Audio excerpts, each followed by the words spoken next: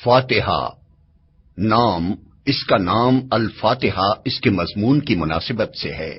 فاتحہ اس چیز کو کہتے ہیں جس سے کسی مضمون یا کتاب یا کسی شے کا افتتاح ہو۔ دوسرے الفاظ میں یوں سمجھیے کہ یہ نام دیباچہ اور آغاز کلام کا ہم معنی ہے۔ زمانہ نزول، یہ نبوت محمدی کے بالکل ابتدائی زمانے کی صورت ہے، بلکہ معتبر روایات سے معلوم ہوتا ہے کہ سب سے پہلی مکمل صورت جو محمد صلی اللہ علیہ وسلم پر نازل ہوئی وہ یہی ہے۔ اس سے پہلے صرف متفرق آیات نازل ہوئی تھیں جو سورہ علق، سورہ مزمل اور سورہ مدثر وغیرہ میں شامل ہیں۔ مضمون، دراصل یہ سورہ ایک دعا ہے جو خدا نے ہر اس انسان کو سکھائی ہے جو اس کی کتاب کا مطالعہ شروع کر رہا ہو۔ کتاب کی ابتدا میں اس کو رکھنے کا مطلب یہ ہے کہ اگر تم واقعی اس کتاب سے فائدہ اٹھانا چاہتے ہو تو پہلے خداوند عالم سے یہ دعا کرو۔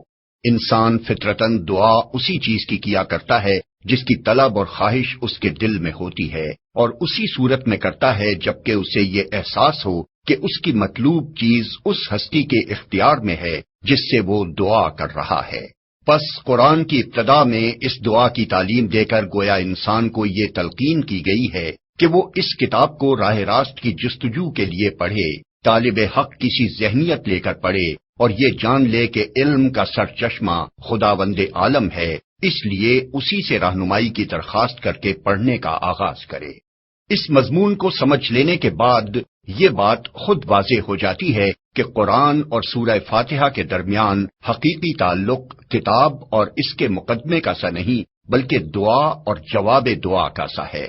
سورہ فاتحہ ایک دعا ہے بندے کی جانب سے اور قرآن اس کا جواب ہے خدا کی جانب سے۔ بندہ دعا کرتا ہے کہ اے پروردگار میری رہنمائی کر، جواب میں پروردگار پورا قرآن اس کے سامنے رکھ دیتا ہے کہ یہ ہے وہ ہدایت اور رہنمائی جس کی درخواست تو نے مجھ سے کی ہے۔ بسم اللہ الرحمن الرحیم، اللہ کے نام سے جو رحمان اور رحیم ہے۔ اسلام جو تہذیب انسان کو سکھاتا ہے اس کے قواعد میں سے قاعدہ یہ بھی ہے کہ وہ اپنے ہر کام کی ابتدا خدا کے نام سے کرے۔ اس قاعدے کی پابندی اگر شعور اور خلوص کے ساتھ کی جائے تو اس سے لازماً 3 فائدے حاصل ہوں گے۔ ایک یہ کہ آدمی بہت سے برے کاموں سے بچ جائے گا، کیونکہ خدا کا نام لینے کی عادت اسے ہر کام شروع کرتے وقت یہ سوچنے پر مجبور کر دے گی کہ کیا واقعی میں اس کام پر خدا کا نام لینے میں بجانب ہوں۔ دوسرے یہ کہ جائز اور صحیح اور نیک کاموں کی ابتدا کرتے ہوئے خدا کا نام لینے سے آدمی کی ذہنیت بالکل ٹھیک سمت اختیار کر لے گی اور وہ ہمیشہ صحیح ترین نقطے سے اپنی حرکت کا آغاز کرے گا۔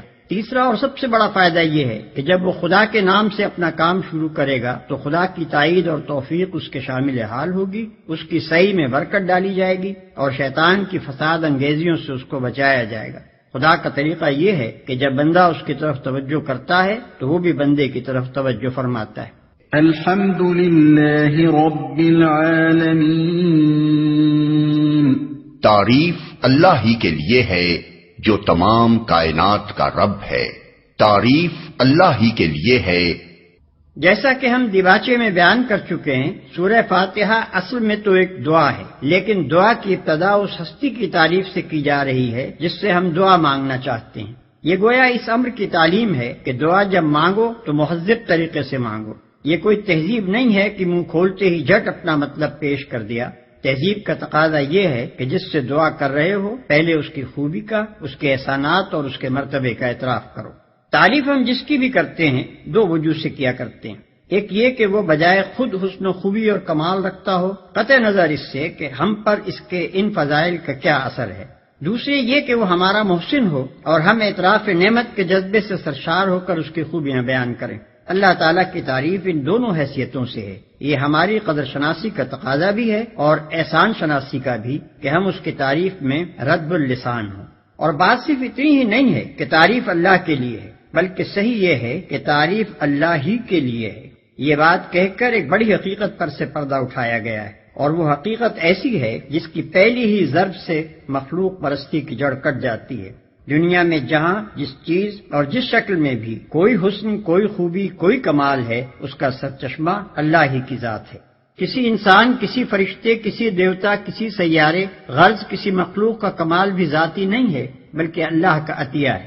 پس اگر کوئی اس کا مستحق ہے کہ ہم اس کے گرویدہ اور پرستار، احسان مند اور شکر گزار، نیاز مند اور خدمتگار بنے تو وہ خالق کمال ہے نہ کہ صاحب کمال، جو تمام کائنات کا رب ہے۔ رب کا لفظ عربی زبان میں 3 معنوں میں بولا جاتا ہے: 1 مالک اور آقا، 2 مربی پرورش کرنے والا، خبرگیری اور نگہبانی کرنے والا، 3 فرمانروا، حاکم، مدبر اور منتظم۔ اللہ تعالیٰ ان سب معنوں میں کائنات کا رب ہے۔ الرحمن الرحیم، رحمان اور رحیم ہے۔ انسان کا خاصہ ہے کہ جب کوئی چیز اس کی نگاہ میں بہت زیادہ ہوتی ہے تو وہ مبالغے کے صیغوں میں اس کو بیان کرتا ہے، اور اگر ایک مبالغے کا لفظ بول کر وہ محسوس کرتا ہے کہ اس شے کی فراوانی کا حق ادا نہیں ہوا تو پھر وہ اسی معنی کا ایک اور لفظ بولتا ہے تاکہ وہ کمی پوری ہو جائے جو اس کے نزدیک مبالغے میں رہ گئی ہے۔ اللہ کی تعریف میں رحمان کا لفظ استعمال کرنے کے بعد پھر رحیم کا اضافہ کرنے میں بھی یہی نقطہ پوشیدہ ہے۔ رحمان عربی زبان میں بڑے مبالغے کا صیغہ ہے، لیکن خدا کی رحمت اور مہربانی اپنی مخلوق پر اتنی زیادہ ہے، اس قدر وسیع ہے، ایسی بے حد و حساب ہے کہ اس کے بیان میں بڑے سے بڑا مبالغے کا لفظ بول کر بھی جی نہیں بھرتا۔ اس لیے اس کی فراوانی کا حق ادا کرنے کے لیے پھر رحیم کا لفظ مزید استعمال کیا گیا۔ اس کی مثال ایسی ہے جیسے ہم کسی شخص کی فریادی کے بیان میں سخی کا لفظ بول کر جب تشنگی محسوس کرتے ہیں تو اس پر داتا کا اضافہ کرتے ہیں۔ رنگ کی تعریف میں جب گورے کو کافی نہیں پاتے تو اس پر چٹے کا لفظ اور بڑھا دیتے ہیں۔ درازی قد کے ذکر میں جب لمبا کہنے سے تسلی نہیں ہوتی تو اس کے بعد تڑنگا بھی کہتے ہیں۔ مالک یوم الدین، روز جزا کا مالک ہے، یعنی اس دن کا مالک جبکہ تمام اگلی پچھلی نسلوں کو جمع کر کے ان کے کارنامہ زندگی کا حساب لیا جائے گا اور ہر انسان کو اس کے عمل کا پورا صلہ یا بدلہ مل جائے گا۔ اللہ کی تعریف میں رحمان اور رحیم کہنے کے بعد مالک روز جزا کہنے سے یہ بات نکلتی ہے کہ وہ نرا مہربان ہی نہیں ہے بلکہ منصف بھی ہے، اور منصف بھی ایسا با اختیار منصف کہ آخری فیصلے کے روز وہی پورے اقتدار کا مالک ہوگا، نہ اس کی سزا میں کوئی مزاحم ہو سکے گا اور نہ جزا میں مانے۔ لہذا ہم اس کی ربوبیت اور رحمت کی بنا پر اس سے محبت ہی نہیں کرتے بلکہ اس کے انصاف کی بنا پر اس سے ڈرتے بھی ہیں، اور یہ احساس بھی رکھتے ہیں کہ ہمارے انجام کی بھلائی اور برائی بالکل یا اسی کے اختیار میں ہے۔ ایاک نعبد و ایاک نستعین، ہم تیری ہی عبادت کرتے ہیں اور تجھی سے مدد مانگتے ہیں۔ ہم تیری ہی عبادت کرتے ہیں۔ عبادت کا لفظ بھی عربی زبان میں 3 معنوں میں استعمال ہوتا ہے: 1 پوجا اور پرستش، 2 طاعت اور فرما برداری، 3 بندگی اور غلامی۔ اس مقام پر تینوں معنی بیک وقت مراد ہیں، یعنی ہم تیرے پرستار بھی ہیں، مطیع فرمان بھی اور بندہ و غلام بھی۔ اور بات صرف اتنی ہی نہیں ہے کہ ہم تیرے ساتھ یہ تعلق رکھتے ہیں، بلکہ واقعی حقیقت یہ ہے کہ ہمارا یہ تعلق صرف تیرے ہی ساتھ ہے۔ ان تینوں معنوں میں سے کسی معنی میں بھی کوئی دوسرا ہمارا معبود نہیں ہے۔ تجھی سے مدد مانگتے ہیں، یعنی تیرے ساتھ ہمارا تعلق محض عبادت ہی کا نہیں ہے بلکہ استعانت کا تعلق بھی ہم تیرے ہی ساتھ رکھتے ہیں۔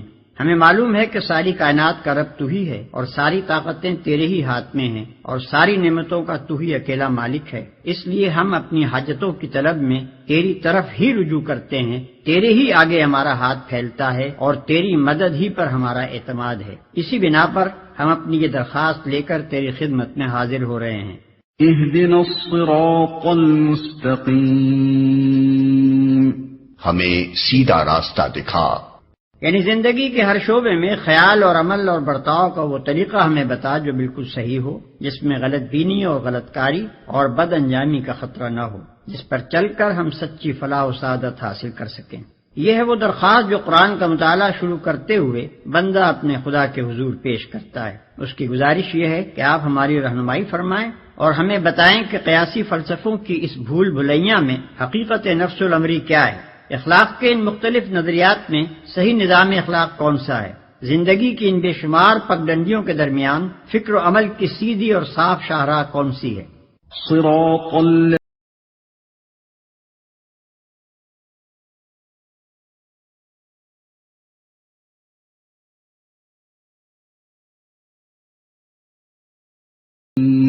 ان لوگوں کا راستہ جن پر تو نے انعام فرمایا، جو ماتوب نہیں ہوئے، جو بھٹکے ہوئے نہیں ہیں، ان لوگوں کا راستہ جن پر تو نے انعام فرمایا۔ یہ اس سیدھے راستے کی تعریف ہے جس کا علم ہم اللہ تعالیٰ سے مانگ رہے ہیں، یعنی وہ راستہ جس پر ہمیشہ سے تیرے منظور نظر لوگ چلتے رہے ہیں، وہ بے خطا راستہ کہ قدیم ترین زمانے سے آج تک جو شخص اور جو گروہ بھی اس راہ پر چلا وہ تیرے انعامات کا مستحق ہوا اور تیری نعمتوں سے مالا مال ہو کر رہا، جو ماتوب نہیں ہوئے، جو بھٹکے ہوئے نہیں ہیں۔